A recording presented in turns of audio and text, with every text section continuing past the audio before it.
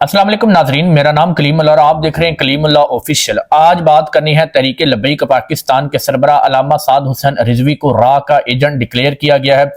उसके साथ साथ तहरीक लब्बैक पाकिस्तान के हवाले से एक दो और अपडेट हैं वो आपसे शेयर करनी है। इसके साथ जो हुकूमत है वो इस वक्त पंजाब में जो क्रैकडाउन कर रही है और जो पाबंदियाँ आयद की जा रही हैं शहरियों पर ट्रैफिक कवानीन की मद में, उन पर बात करेंगे। और पाकिस्तान के ex chief of joint staff Shamshad Akhtar Mirza साहब पर इल्जामात आयद किए जा रहे हैं, उन हवाले से बात करेंगे। सबसे पहले बात कर लेते हैं अल्लामा साद हुसैन रिजवी साहब, जिनके घर से एक माह कबल जो है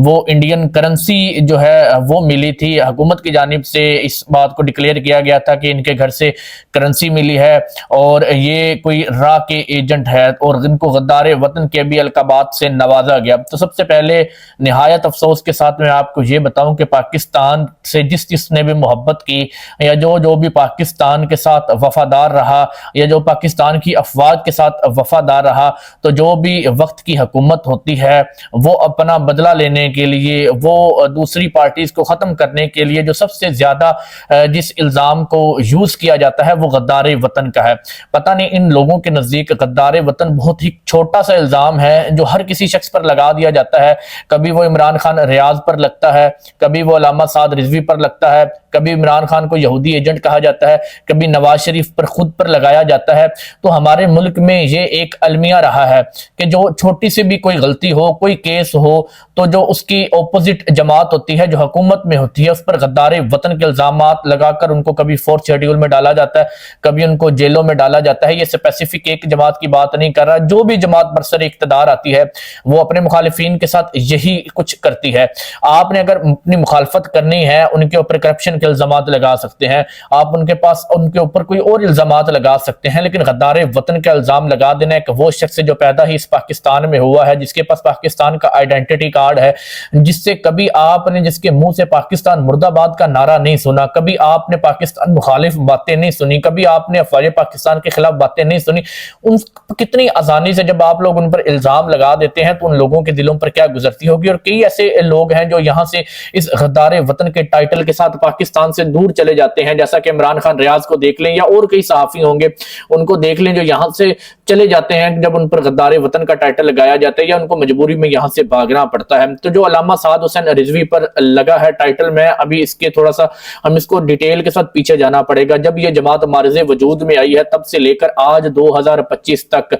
25 खत्म होने वाले, एक शख्स कोई ऐसा दिखा दे जो इस पार्टी के किसी कारकुन ने, इस पार्टी के किसी मेंबर ने, किसी रुकने शुरा ने या किसी अमीर ने, खादम हुसैन रिजवी साहब थे पहले, उसके बाद अल्लामा साद रिजवी, किसी ने एक बार भी पाकिस्तान के खिलाफ नारेबाजी की हो, पाकिस्तान की अफवाज के खिलाफ किया हो। बल्कि ये वो जमात है जो 2016 में मार्ज़े वजूद में आती है, 2016 से लगकर 2025 यानी तकरीबन 9 साल ये हो चुके हैं इस जमात को वजूद में। और 9 सालों में हमने हर साल 14 अगस्त को पाकिस्तान तरीके लब्बैक को पाकिस्तान के साथ यकजहती करते हुए, पाकिस्तान की अफवाज के साथ यकजहती करते हुए हर साल जो है हमने एक बहुत बड़ी रैली देखी, जो रैली निकालते हैं पाकिस्तान की मोहब्बत में। हमने इनको कश्मीर डे पर देखा कि ये कश्मीर की आवाज बुलंद करते हैं, हमने इनको अल्लामा इकबाल डे पर देखा कि अल्लामा इकबाल के मिजार पर जाकर अल्लामा इकबाल के बारे में जो है वो उनकी तारीफें करते हैं, उनके अच्छी जो उनकी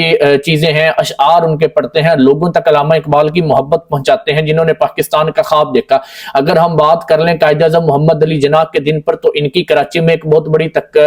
महफिल मुनक्कद होती है, इजलास किया जाता है मीनारे पाकिस्तान में और कायदे आज़म के मुतालिक जो है वो लोगों को बताया जाता है और लोगों के दिलों में उनकी मोहब्बत डाली जाती है।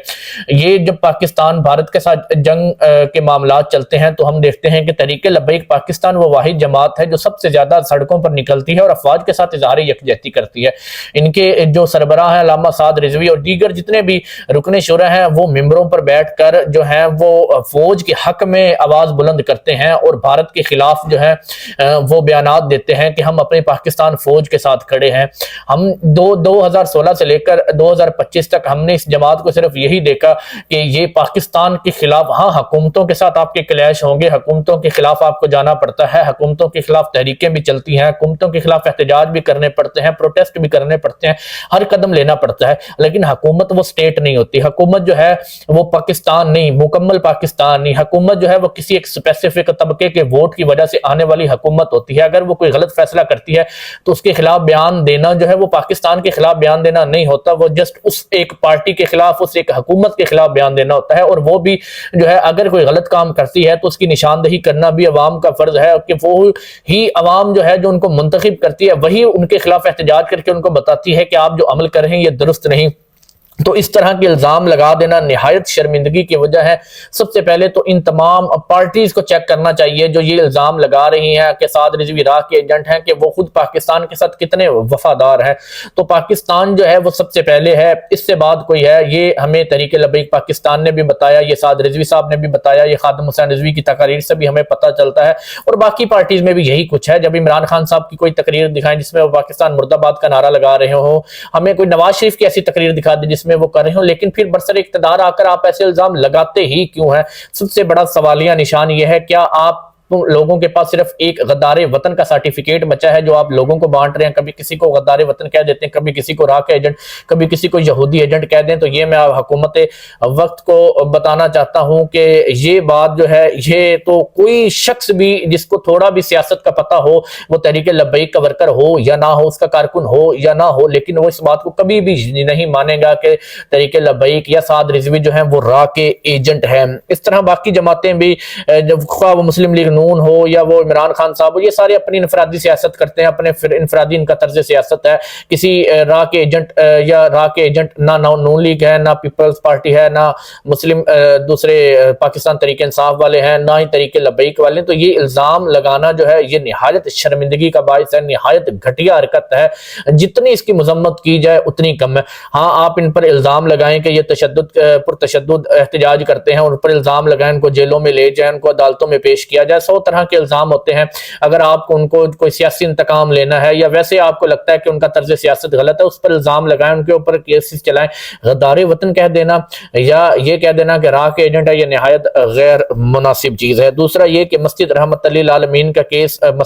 ہائی کورٹ میں چل رہا ہے, جس کے اوپر جو ہے وہ پہلی دفعہ حکومت کا موقف سامنے آیا جب تحریک لبیک کے وکلا کی جانب سے یہ بتایا گیا کہ آپ ہمیں یہ بتائیں کہ مسجد رحمت للعالمین کو کھول کیوں نہیں رہے جب باقی ساری مساجد کو کھولا گیا ہے, تو یہ کیوں نہیں مسجد کھل سکتی؟ وہاں کے موجود گلی کے جو لوگ ہیں وہ اپنی نماز جو ہے اس مسجد میں کیوں نہیں ادا کر سکتے؟ تو اس پر حکومت کے اٹارنی جنرل جو تھے یا حکومت کے جو وکیل تھے, ان کا کہنا یہ تھا کہ اگر ہم ان کو مسجد کھولنے کی اجازت دے دیں تو یہ لوگ پھر اکٹھے ہو جائیں گے اور پھر احتجاج کی کھول دیں گے. مطلب اتنا زیادہ ظلم و بربریت کرنے کے بعد, اتنی بڑی تعداد میں لوگوں کو گرفتار کرنے کے بعد ابھی بھی حکومت کو ڈر ہے کہ یہ تحریک لبیک دوبارہ جو ہے وہ مضبوط نہ ہو جائے, دوبارہ جو ہے یہ اپنے جو مومنٹم نہ پکڑ لے اور دوبارہ سے تحریک کا آغاز نہ کر دے. اس وجہ سے مسجد رحمت للعالمین کو ابھی تک تاحال بند کیا ہوا ہے.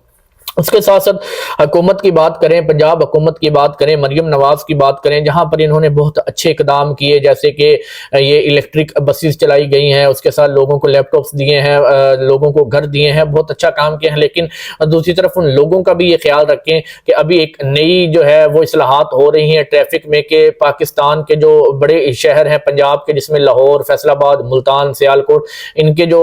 چینچی رکشاز ہیں ان کو ختم کیا جائے گا. اور ابھی ہم نے جب انالیسس کیا تو پتہ چلا کہ فیصل آباد کے 15% لوگوں کے گھر جو ہیں وہ ایک رکشے کی وجہ سے چل رہے ہیں. جب ان کے گھر والے رکشہ چلاتے ہیں, جب کسی کے پاس کوئی کام نہیں ہوتا وہ رکشہ لے کر یہاں سے جو ہے اپنا روزگار چلاتے ہیں. جب ان کو ختم کر دیا جائے گا تو ان کے اپوزٹ بھی کوئی ان کو اقدام کرنا چاہیے حکومت کو کہ ان رکشہ ڈرائیورز کو یا تو الیکٹرک رکشاز دیے جائیں جو نئے نکال رہے ہیں, یا اس کی مد میں کوئی پیسے دیے جائیں, کوئی کاروبار کر سکیں. تو اتنے افراد کو بے گھر کر کے کیا ملے گا؟ دوسرا جو ہے اتنی زیادہ سختی ہیلمٹ پر کی جا رہی ہے, بہت درست عمل ہے, ہیلمٹ پر سختی ہونی چاہیے, لیکن غریب بندے کے لیے 10,000 کا چلان یہ غیر مناسب ہے. اس کی کم کیا جائے, 500 تک رکھا جائے, 200 تک رکھا جائے, کہ غریب آدمی جس کی ماہانہ سیلری جو ہے وہ 25,000 ہے تو وہ 10,000 کا چلان کہاں سے ادا کرے گا؟ دوسرا بات کریں چیف آف جوائنٹ اسٹاف جو ریٹائرڈ ہوئے اپنے عہدے سے, شمشاد اختر مرزا صاحب. ہمارے پاکستان کا المیہ یہ کہ جب شخص کوئی برسر اقتدار ہوتا ہے اس کے خلاف کسی قسم کی کوئی زبان نہیں کھولی جاتی, یا بہت مشکل ہوتا ہے ان کے خلاف بات کرنا. لیکن جیسے ہی وہ اپنے عہدے سے ریٹائر ہو جاتے ہیں تو ان کے خلاف لوگ الزامات لگانا شروع ہو جاتے ہیں. ابھی ایک پوری تحریک چل رہی ہے کہ شمشاد اختر صاحب جو ہیں, یہ جنرل عاصم منیر صاحب جو ہیں, ان کے بایو ڈیٹا ان کی فیملی کا نکلوانے کے لیے نادرا سے رابطہ کرتے رہے ہیں. تو یہ الزامات الزامات اب کیوں لگ رہے ہیں؟ پہلے وہ صحافی کہاں تھے جن کو اس کے بارے میں جن کو پتا تھا کہ یہ جو ہے عاصم منیر صاحب کی فیملی کے جو ہیں وہ نادرا سے ریکارڈ نکلواتے رہے؟ تو اب ان کو چاہیے کہ اب تو یہ ان کے خلاف بات کر رہے ہیں جب وہ شاید پاکستان سے بھی جا چکے ہیں، اپنے عہدے سے بھی مستعفی ہو چکے ہیں، جب یہاں سے جا چکے ہیں، جب وہ برسر اقتدار تھے، جب وہ اپنی کرسی پر براجمان تھے، جب وہ اپنے ڈیوٹیز نبھا رہے تھے، تب کیوں نہیں الزامات لگائے؟ تب لوگوں کو کیوں نہیں بتایا کہ بھائی اتنے بڑے عہدے پر فائز آپ کا شخص جو ہے یہ خیانت کرتا ہے، یہ جو ہے لوگوں کا ڈیٹا نکلواتا ہے نادرا سے اور ان کو بلیک میل کیا جاتا ہے اور ان کے خلاف ایکشن لیا جاتا ہے؟ تب یہ بات کرتے تاکہ دنیا کو پتہ چل سکے کہ صحافت، پاکستان میں صحافی حضرات ہیں بڑی کھل کر صحافت کرتے ہیں، پاکستان ایک آزاد ملک ہے۔ اب ان پر الزامات لگا دینا، یہ پاکستان کا افسوس کے ساتھ یہ بھی ایک المیہ رہا ہے کہ ہمیشہ پاکستان سے جانے والوں کے خلاف جو ہے آواز بلند کی جاتی ہے، شاید جب وہ کرسی پر ہوتے ہیں تو طاقتور ہوتے ہیں، اسی وجہ سے ان کے خلاف کسی کو بولنے کی ہمت نہیں ہوتی۔ اس ٹرینڈ کو بھی چینج کرنا ہوگا، جو برسر اقتدار ہیں ان کے خلاف بات کریں، ہاں جیلوں میں ڈال دیں گے، پرچے کر دیں گے، ایف آئی آر کر دیں گے، لیکن آپ میں یا تو صحافت چھوڑ دی جائے یا اتنا جرت ہونی چاہیے کہ آپ کھل کر جو ہے ان لوگوں کے خلاف بات کر سکیں جو آپ کو لگتا ہے کہ پاکستان کے ساتھ مخلص نہیں ہے یا پاکستان کے بارے میں